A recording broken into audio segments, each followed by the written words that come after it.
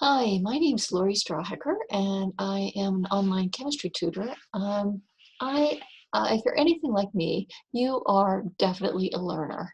Um, when I hear the word expert, I kind of cringe at that, but I always seek to try to understand new and different things.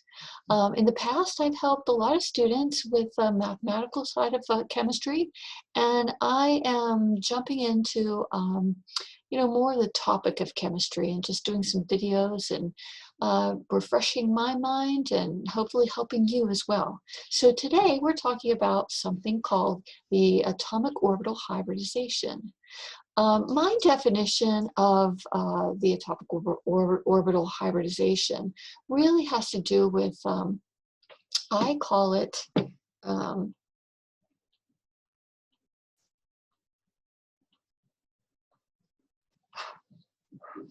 excuse me, I'm sorry, I'm kind of having problems with all of my little cords here, so if you'll give me a minute.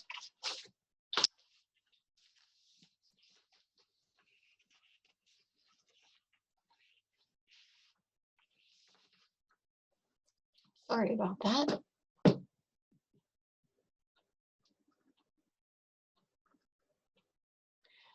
I call it a mathematical proof that predicts angles, the angle measurements for molecules. So the hybridization actually supports, they support experimental results. All right. So it applies to molecules. And basically, we're forming covalent bonds. All right. A hybrid atomic orbital have unique shapes. They're different from the individual atoms. If you recall, we have, you know, basically, I don't want to go into the details of what you've learned in the past, but, we know that, carbon, excuse me, has valence shells. Can I redo this here?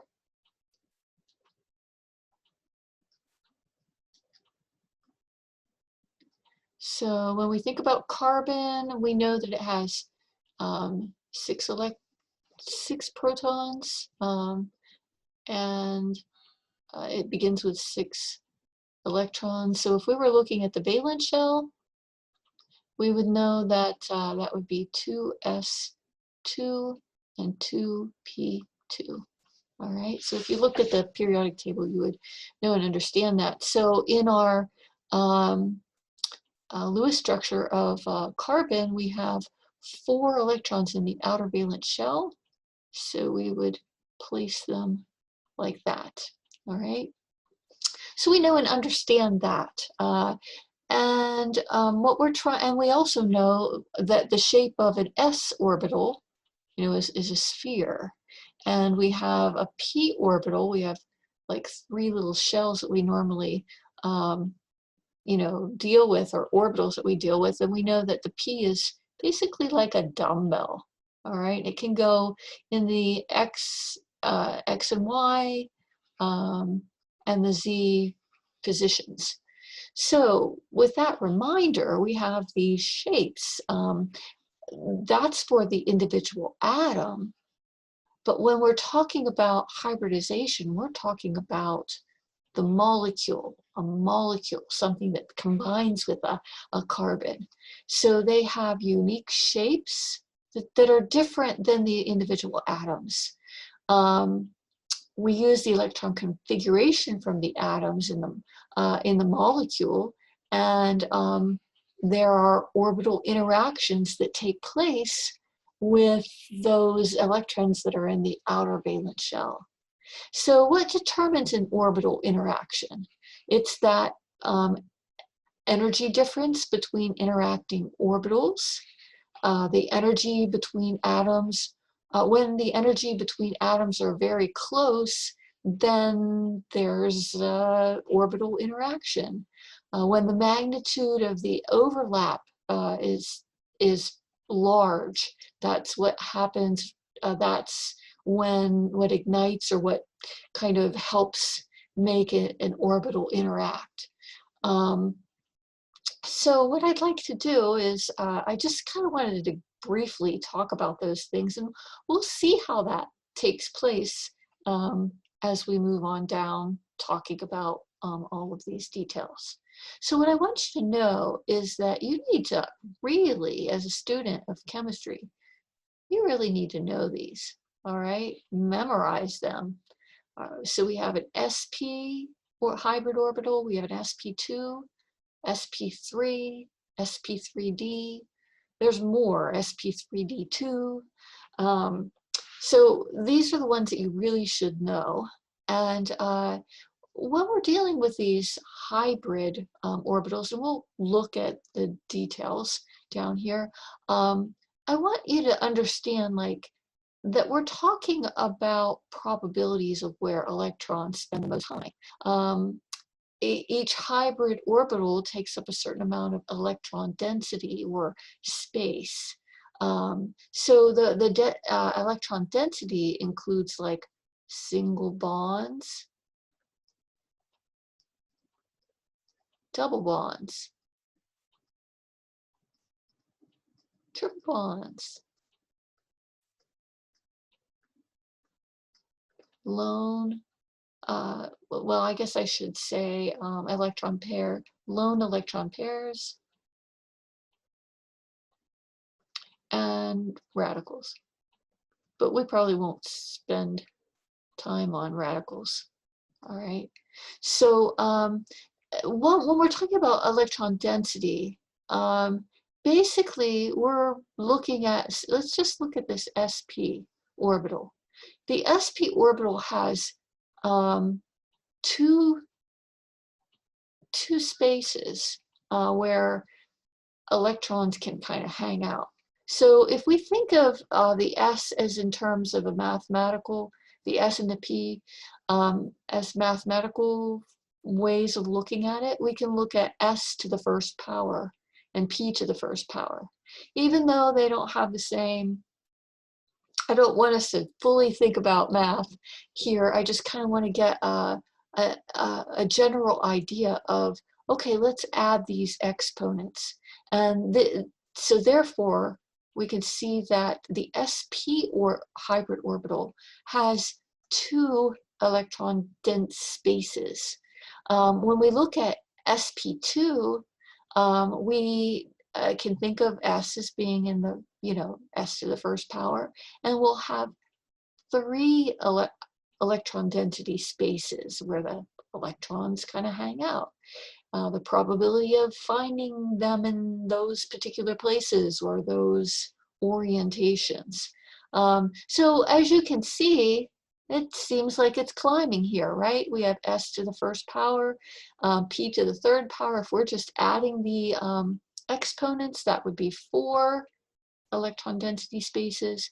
And then we're adding on a D to this. So we have S to the first, P to the third, D to the first. Adding them all comes to 5. So if we can attach those numbers and see how we derive them, I'm like a process girl. So when I can derive a number or derive thoughts from a certain visual, then I'm a happy camper. So I just thought I'd give that to you. So please know and understand those, but let's move into more the meat of this. As I'm saying that, I want to encourage you as a chemistry student to pick up the text, to read, to take the time. I always use the SQ3R method, and you can find out more about that through my website or my Facebook page.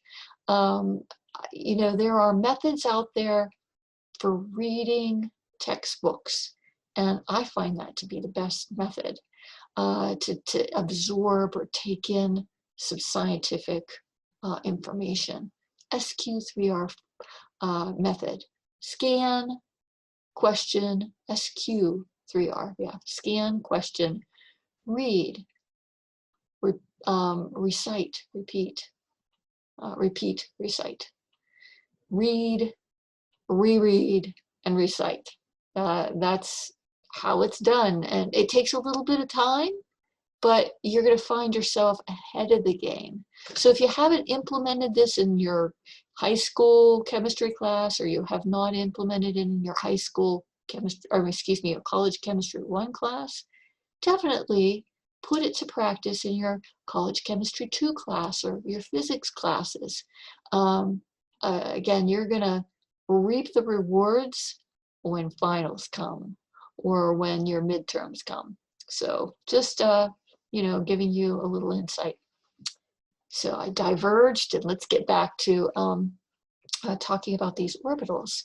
So we were just talking about the sp orbital. As you can see, we have, need to get my pen working here. We have, this is an s orbital, and this is representing the p sub x orbital.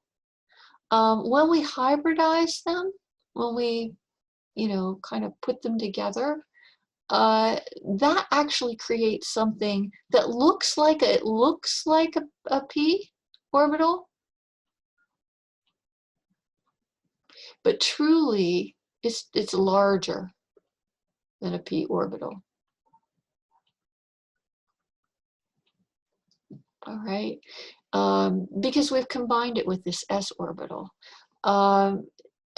and eventually we're going to get over here and we're going to look at the energies. These are, I should have E's by all of these.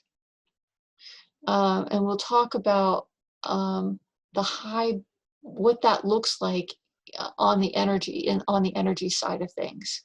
So looking at the sp2, again, we have an s orbital and we have a p orbital that's in the x and the y direction.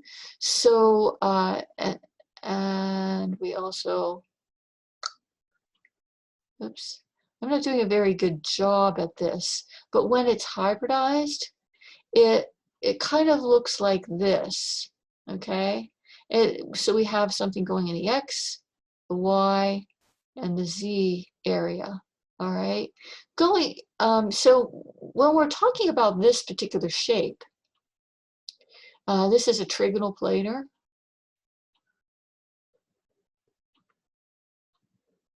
And this angle would be 120 degrees, all right, between each of them, all right? So they're all on the same plane, trigonal planar. Going back one to the SP, obviously this is 180 degrees. SP3, again, we have the s orbital, we have the p orbital, and this is a little bit more tricky. We have, I think I need to refer to some of my drawings, and I'm going to ask that you refer to your drawings as well, because you know, my drawings aren't all that wonderful. Definitely not the artist, and I just love how, you know, some of these artists who, in fact, when I went to college, my roommate who studied, one of my roommates who studied biology was also had a minor in art, and she did drawings for professors, which I thought was really cool. What a great way to take your talents and use them. So that's a shout out to Susan. But yeah, I have a deep appreciation for what people like Susan do, because it is challenging. So I don't know whether you can tell, but so I've put this p orbital in here, and this projects outward. This is kind of projecting in an odd way, and same way with this. So I think the better way to show you is, you know, let me just grab, so we have linear molecules, all right? That's probably, and then the trigonal planar, this would be all on one plane. And then this would be tetrahedral, all right? And this would be, the angles between each of these are about 109 degrees, all right? So there, you're getting, you're actually getting angles that are experimentally more precise than what you studied before. So this SP3 is tetrahedral.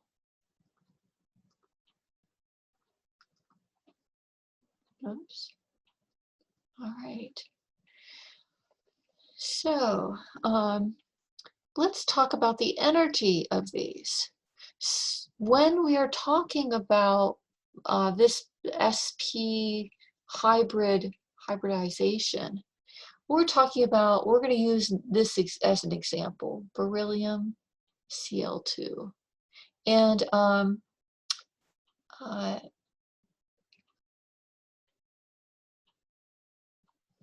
right, let's think about the Lewis structure. What we know is we want to pay attention to the central atom. So that's what we're paying attention to, the central atom. And beryllium, it has 2s2 in its outer valence shell. So this is 2s. And we have 2 electrons. All right. These are the p orbitals, 2p, 2p, 2p. All right. I say that I'm a learner because we have, this is hybridized, but this is unhybridized.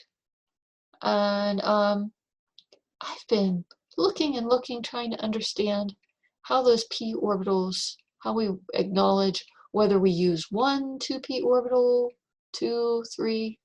So I'm a little bit confused about that. If anyone out there in YouTube land knows and understands that, I would really appreciate it. Cannot find and understand that designation. In any case, the hybridized SP really, you know, we're taking the 2s and we're creating this hybridized SP. And if you think about it, the chlorine, it's in its outer valence shell. We have 3s2 and 3p5. So we're combining a p orbital with an s orbital. All right. So we are making that combination when we think about it over on this side. All right. And what we're going to do is we're going to take 1 electron from each atom that's out there, and we combine it, and we put 1 electron in the combined orbital. All right, so we half fill them. We don't fill them to, like we do in a regular electron configuration. I hope that's helpful. So what we know is that in this particular configuration, this bond right here is a single bond, and a single bond is considered a sigma bond. And we don't have just 1 sigma bond, we have 2 sigma bonds in this particular configuration. All right. So what we know is that this is a sigma bond and this is a sigma bond. All right.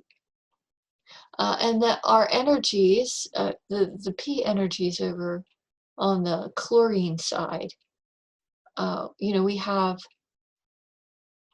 this would be the beryllium side of things, and the P orbitals over in the chlorine side would create this, you know,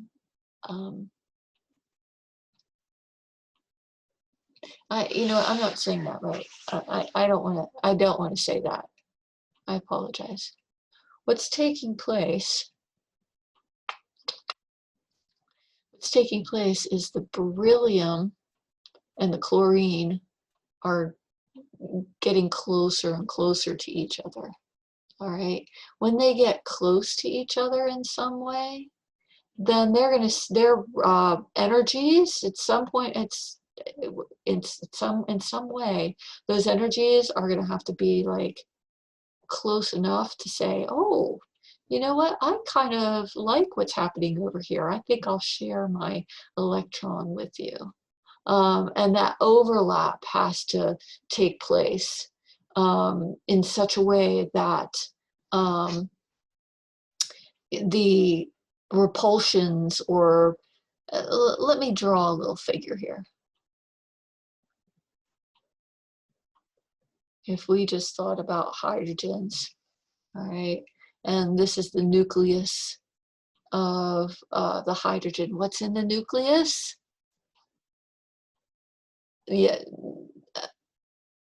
we have protons, we have neutrons, all right? The neutrons don't carry a charge, but the protons do. So the protons have like a positive charge, and you know, in this spherical space is where the electrons are just kind of buzzing around. And when there is a certain distance apart, you know, this is a hydrogen and this is a hydrogen. When there's a certain distance apart, you know, there's not an attraction. But say they continue to move closer and closer to each other, and something happens here, and these should be about the same size. Something happens right in here, this overlap. All right, this overlap is saying, you know what, I kind of like that nucleus. My electron kind of likes it, and you know, they both kind of mutually like each other. And but if you get that molecule, or that hydrogen and hydrogen too close, they're going to repel. There's just not enough space for, you know, that to be a good situation. And so again, you have this hanging out space where it's like mutually acceptable. Well, that's what's happening here with this chlorine and this beryllium, as well as this chlorine and this beryllium.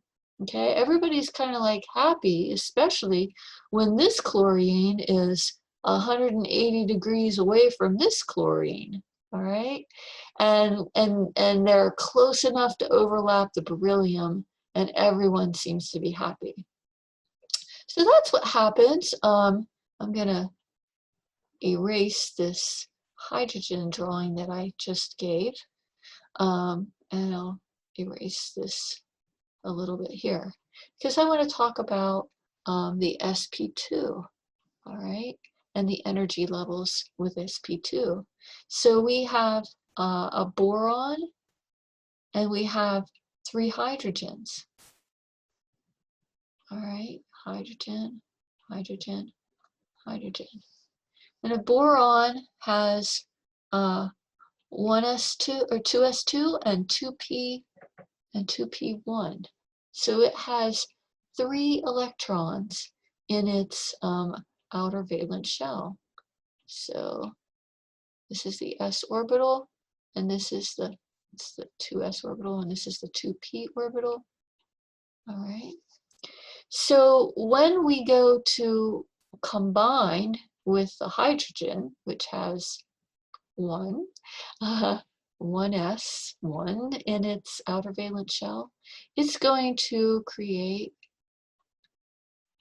sp2, sp2, sp2. All right, and it's going to take this electron and put it here.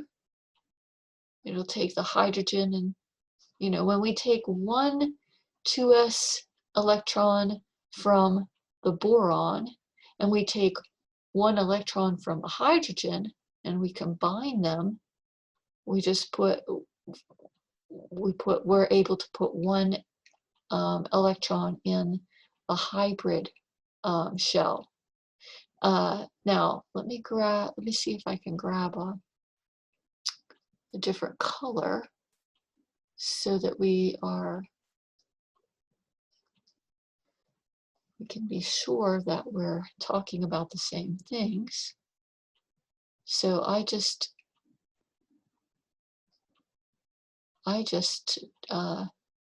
placed that electron in the sp1. And let me go back to the black.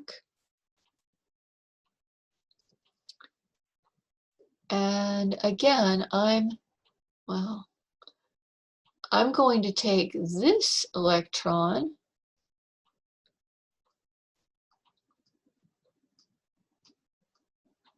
if I can grab it.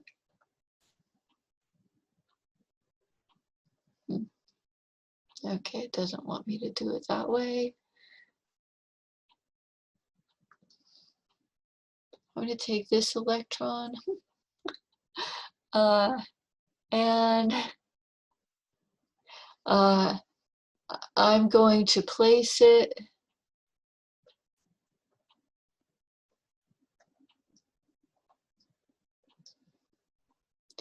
in.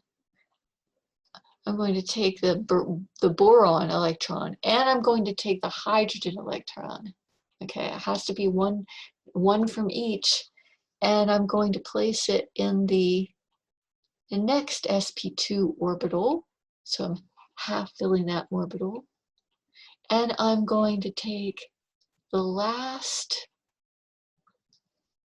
electron from the 2p orbital, and I would take it from so I took one from this hydrogen, and now I'm going to take the electron from the last hydrogen. It has to be a 1-to-1 ratio in order to half fill this sp2. So now I have a filled sp2 orbital. All right, and we can see from our drawing that we have 3 sigma bonds. This is a single bond, this is a single bond, and this is a single bond. So three sigma bonds. All right, and the last one we're going to talk about is hydrogen. This is methane, CH4. All right, this is sp3 orbital, and we're talking about energies. So this is, we have 2s2 and 2p2. So this is the 2s2 orbital,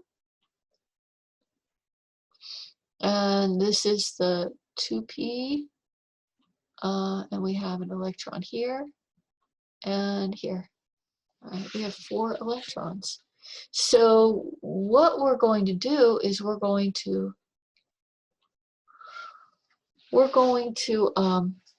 create 4 sp3 orbitals. You see the pattern? The sp orbital we talked about 2 areas of electron density, and that's what we've created. In the sp2 hybrid, we have 1, 2, 3 areas of electron density. Oh, there's electron density here, electron density here, electron density here. The same thing happens with sp3. We've created 4 areas. If we talked about s as having s to the first power, we've created 4 areas of sp3 orbitals. And what we're doing is we're taking 1 electron from the carbon atom and 1 electron from the hydrogen atom, and we can half fill a p3 orbital. And we do that with each of them. Oops, that should be crossed out. 3, 3, and 4. All right. So in this case, again, I'm talking about sigma bonds. How many sigma bonds? 1, 2, 3, and 4. So there's 4 sigma bonds. 3 sigma bonds for this one, and 2 sigma bonds for this. All right. I hope that's helpful. So just so that you understand again, in electron density, we're looking for single bonds. Those are sigma bonds. We're also looking for double bonds. And if you recall from, your valence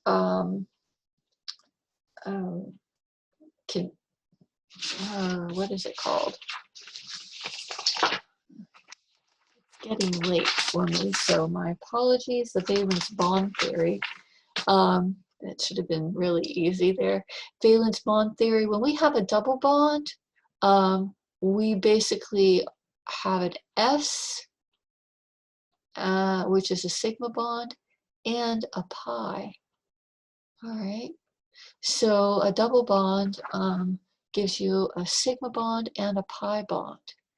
And triple bonds are interesting. They give us 2 pi's and a sigma bond. And then, of course, we have lone electron pairs. So we haven't gotten into all of that, but let's see if I have any notes here. I guess I made some notes up here. Maybe I should have talked about them before I just jumped into talking about the shapes of the sp hybrid. So the sp looks like a p orbital, only it's larger. What we do is we half fill the orbital, and we use the electrons from each atom to form 1 electron in the hybrid. The number of electrons combined equals the number of hybrids formed.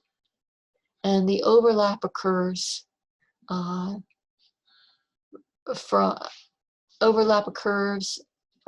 and it forms 2 sigma bonds. So just to kind of go over the whole idea of the geometry of what we're talking about.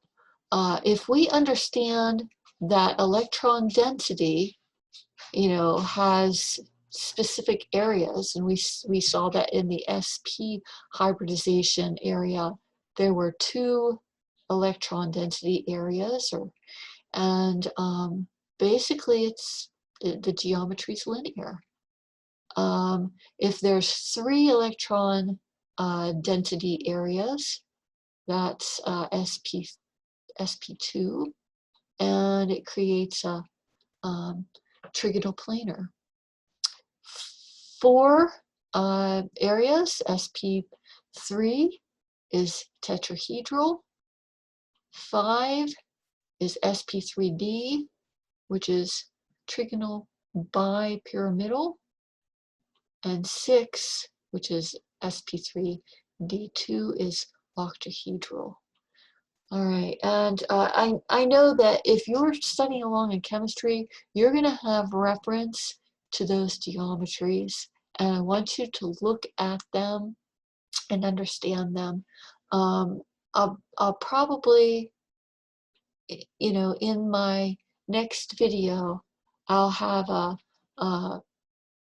visual that you can either download or that you can reference. So I hope you found this helpful. Let me know in the comments below. You can find more about me through LoriStrawhecker.com, and you know, my name is spelled right up here. So thank you for your time. I hope you found it interesting and helpful. Have a great day.